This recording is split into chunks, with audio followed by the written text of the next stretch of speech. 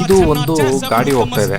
ಗಾಡಿಲಿ ಏನಿರ್ಬೋದು, ಬಾಳೆಗೊನೆಗಳಿರ್ಬೋದು ಅಂತ ಕಾಣುತ್ತೆ ಆಚೆ ಕಡೆ. ಆದ್ರೆ ಇದನ್ನ ಯಾಕೆ ಪೊಲೀಸರು ಹಿಡಿದಿದ್ದಾರೆ? ಏನು ಓವರ್ಲೋಡ್ ಆಯ್ತಾ? ಇಲ್ಲ ಓವರ್ಲೋಡ್ ಹಾಕೊಂಡು ಏನಾದ್ರು ಡಿಯರ್ ಗಿಯರ್ ಇಲ್ವಾ? ನೋಡಿ ಹಂಗೇನೆ ಏನಕ್ಕೋಸ್ಕರ ಪೊಲೀಸರು ಹಿಡಿದಿರ್ಬೋದು ಅಂತ ನಿಮ್ಗೆ ಟೈಟ್ಲು ಮೇಲ್ಗಡೆ ನೋಡ್ತಿದಂಗೆ ನಿಮ್ಗೆ ಗೊತ್ತಾಗುತ್ತೆ.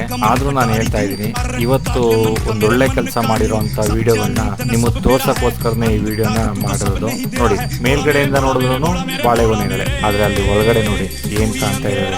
ಹಸುಗಳು ಕಾಣ್ತಾ ಇದೆ. ಹಸುಗಳನ್ನ ಸಾಕ್ಸಕ್ಕೋಸ್ಕರ ಬಾಳೆಗೊನೆ ನೆಪದಲ್ಲಿ ನೋಡಿ ಯಾವ ತರ ಪ್ಲಾನ್ ಮಾಡಿದ್ದಾರೆ ಅಂತ ಅಂದ್ರೆ, ಈ ತರನು ಪ್ಲಾನ್ ಮಾಡಿ ಕರ್ಕೊಂಡು ಹೋಗ್ತಾರೆ ಹಸುಗಳನ್ನ ಅಂತ ಹೇಳಿ ಇವತ್ತೇ ಗೊತ್ತಾಗಿದೆ.